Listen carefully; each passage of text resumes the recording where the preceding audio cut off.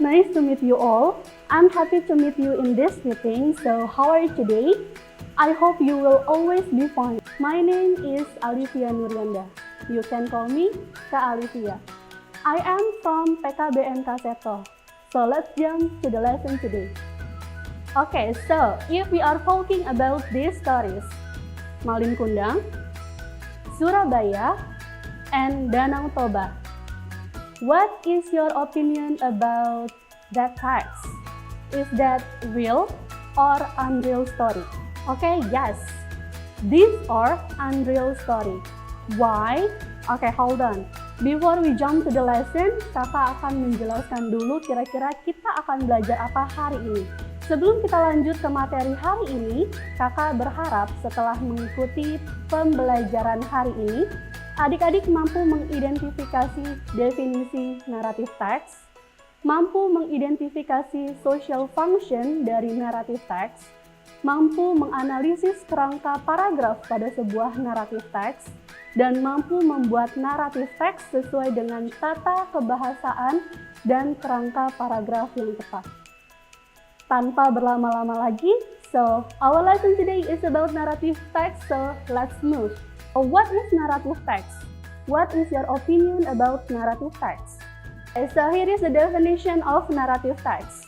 Narrative text is a story with complication or problematic event and it tries to find the resolution to solve the problem.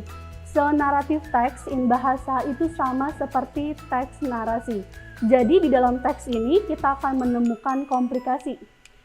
Seperti menemukan permasalahan yang timbul dalam teks narasi ini. Okay, so what is the social function of narrative text? Okay, so here is the purpose of narrative text.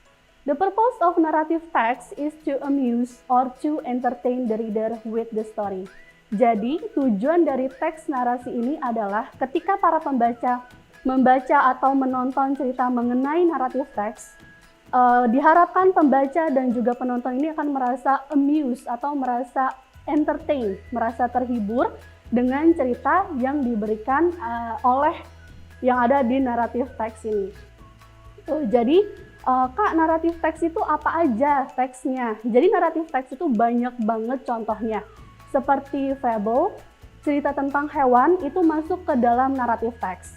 Lalu juga ada cerita mengenai kalau kalian suka Cinderella, terus kalian misalkan suka Snow White atau mungkin Mulan, itu termasuk ke dalam fairy tales karena di dalamnya menceritakan tentang magical things. Terus juga ada apa lagi ya? Ada science fiction. Kalau misalkan kalian suka nih nonton film Hulk atau mungkin tentang Iron Man, di dalamnya itu menceritakan science. Jadi di dalam cerita dari Marvel atau mungkin DC yang berhubungan dengan science itu masuk ke dalam science fiction yang di dalamnya itu juga masuk ke dalam naratif teks. Lalu cerita apa lagi Kak? Kalau kalian suka baca novel Harry Potter, itu juga masuk ke dalam naratif teks. Karena ya, it cannot be happen in our real life, itu nggak bisa terjadi dalam kehidupan kita. Terus juga yang berhubungan dengan hal-hal mistis, atau mungkin yang berhubungan dengan terjadinya sebuah tempat itu seperti folktale atau folklore dan mitos atau cerita-cerita mengenai hantu itu masuk ke dalam naratif teks. Itu ya jenis-jenis dari naratif teks. So, what is the generic structure of narrative text? Pasti di dalam sebuah teks, ketika kita ingin membuat sebuah teks, pasti kita membutuhkan generic structure in bahasa seperti kerangka paragraf. Apa aja sih kerangka atau hal-hal yang harus dimasukkan ke dalam naratif teks agar menjadi sebuah paragraf yang baik? Nah, ini kita akan mempelajari apa aja the generic structure dari naratif teks. So, these are the generic structure of narrative text. The first is orientation, the second is complication, the third is resolution, and the last one is reorientation. What is the difference between orientation, complication, resolution, and reorientation? Let's see one by one. Orientation. Orientation is sets the scene where and when the story happened and introduce the participant of the story. who and what is involved in the story. Jadi biasanya orientation itu ada di paragraf pertama. Di paragraf pertama biasanya dijelaskan siapa aja karakter yang terlibat dalam cerita tersebut. Lalu juga ada adverbial of time, lalu juga ada adverbial of place. Adverbial of time itu menceritakan tentang waktu, kapan sih cerita ini terjadi, once upon a time, atau mungkin long time ago. Nah, itu masuk ke dalam adverbial of time. Lalu juga ada adverbial of place. Adverbial of place ini menceritakan di mana naratif teks ini, cerita ini terjadi. Gitu. Ini biasanya orientation pasti selalu ada di paragraf pertama. Ini adalah paragraf pembuka ya di dalam naratif teks. Dan yang selanjutnya adalah complication. Complication tells the beginning of the problems which leads to the crisis or climax of the main participant. Biasanya di dalam complication ini adalah ketika si karakternya ini mendapatkan problem, dia mendapatkan sebuah masalah. Nah, ini biasanya ada di paragraf yang selanjutnya. Oh, berarti Kak ada di paragraf yang kedua dong? Belum tentu. Jadi kalau misalkan kita mau tahu nih complication di sebuah naratif teks, kita bisa baca dulu per paragrafnya. Kita bisa menemukan di mana sih kira-kira problem sih itu muncul. Tuh, itu adalah complication. Oke, yang ketiga adalah resolution. Resolution is the problem, the crisis is resolved either in happy ending or in a sad, tragic ending. Jadi biasanya in resolution itu adalah when the problem is resolved. Ketika permasalahannya itu sudah selesai atau sudah teratasi. After we know about the resolution, kita akan mendapatkan moral value. Nah, untuk moral value ini ada di reorientation atau coda. Jadi apa sih reorientation itu? So reorientation, this is a closing remark to the story and it is optional. It consists of a moral lesson, advice, or teaching from the writer. Jadi biasanya orientation ini di sini dituliskan optional karena beberapa penulis cerita dari naratif teks hanya mencantumkan orientation, complication, dan resolution.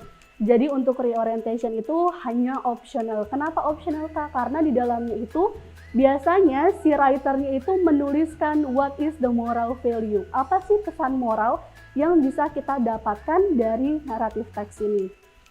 Gitu. Jadi karena naratif teks ini masuk ke dalam long functional text, jadi long functional text itu pasti sangat berguna untuk kehidupan kita sehari-hari. Entah itu untuk memberitahukan bagaimana membuat sesuatu atau mungkin bagaimana kita bisa mendapatkan moral value atau moral lesson dari sebuah cerita. Naratif teks ini masuk ke dalam long functional text di mana di dalamnya itu pasti ada moral lessonnya atau moral value yang bisa kita dapatkan. What is the language features of narrative text?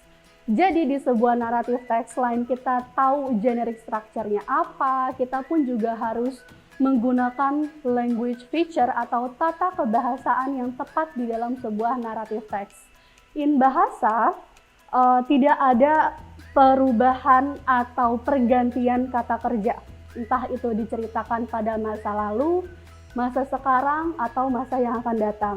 But it's different in English. Kalau kita menceritakan sebuah kejadian yang sudah terjadi, it happened in the past, kita menggunakan verb 2. Jadi untuk naratif teks ini, karena ini menceritakan tentang sebuah cerita yang sudah terjadi pada masa lalu, yang diceritakan secara turun-temurun, maka di naratif teks ini kita akan menggunakan this one, akan menggunakan past tense. Kenapa past tense Kak? Past tense itu bentuk verb apa? Past tense itu adalah bentuk dari verb 2. This is the example. Kita akan lihat ya contohnya. Untuk yang verb 1 contohnya walk, berjalan without ed. Nah, di dalam naratif text, when we want to make a sentence di mana di dalamnya itu ada kata kerja walk, jadi walk-nya itu must be add with ed. Jadi walk it. Gitu. So that's a past tense. And then the next one is adverb of time. Di dalam naratif teks, balik lagi yang tadi kakak bilang in the earlier, Jadi untuk narrative text ini menggunakan adverbial of time. Contohnya apakah adverbial of time-nya? Contohnya adalah once upon a time, terus juga ada one day, ada long time ago, atau long time ago. Contohnya kalau misalkan the writer-nya mau menulis long time ago, berarti lama banget terjadinya. Gitu. Jadi kalau ada kata-kata adverbial of time, itu pasti menunjukkan waktu. And then, the next one is time conjunction. What is time conjunction? Time conjunction itu adalah in bahasa itu seperti kata untuk menyambungkan antara satu kalimat dengan kalimat yang lain. For example, when, then, suddenly. Nah, itu masuk ke dalam time conjunction. And the next one is specific character. The character of the story is specific, not general. Jadi biasanya in narrative text akan dijelaskan siapa sih specific karakternya. For example, kalau misalkan menceritakan, nih ceritanya tentang Cinderella, ya pasti di specific karakternya adalah Cinderella gitu, bukan tiba-tiba Mulan, atau tiba-tiba misalkan Hulk, atau mungkin bawang merah, bawang putih, tiba-tiba muncul di situ, nggak mungkin, karena ini ceritanya tentang Cinderella gitu, so pasti untuk spesifik karakternya adalah Cinderella. Dan yang selanjutnya adalah action verb. Action verb is a verb that shows an action. Ini contohnya nih, action verb ini sama seperti past tense, karena kan verb is the action verb gitu, sama menggunakan verb 2. For example, like dog, and then walk, drunk, run, itu masuk ke dalam action verb. Ketika si specific karakternya melakukan sebuah action, and then the last one is direct speech. Direct speech is used to make the story lively. Contohnya apa sih Kak direct speech itu? For example, like Snow White said, "My name is Snow White." So these are about the language features of narrative text. So before we close our class today, I have an example of narrative text. So silahkan kita tonton videonya. The Peacock and the Crane. Once there was a beautiful peacock in the woods. Wow, Peacock! Your feathers are so beautiful! Colorful and shiny. Aren't they gorgeous? Yes, they are. Only I, the peacock, can have these beautiful feathers. Don't even dream about it. Ha! What a show-off! Ha! Ha! Yeah, you're the best. The peacock went to the riverside for some water. Who is that? A long neck and cool legs. Looks quite elegant, but I don't like the feathers, though. Hi, who are you? I'm a crane. A crane, huh? I'm a peacock. I have feathers that are shiny and gorgeous. Oh, right. They look good. The crane walked along the river. She wasn't even surprised. Look at all these colors of the rainbow on my feathers. What's wrong with yours? They look gray and dusty. Yes, you are very beautiful. But I don't envy you at all.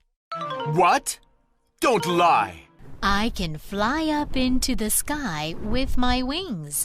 Oh, I see. What can you do with those feathers? Grooming and showing off? What else can you do? It seems you look good on the outside, but not inside. Dari cerita fable tersebut, moral value yang bisa kita ambil adalah don't be arrogant. Dan harus saling menghormati satu dengan yang lain. So yeah, that's all our lesson today. And then I want to say thank you for coming in this video. See you next meeting. Bye!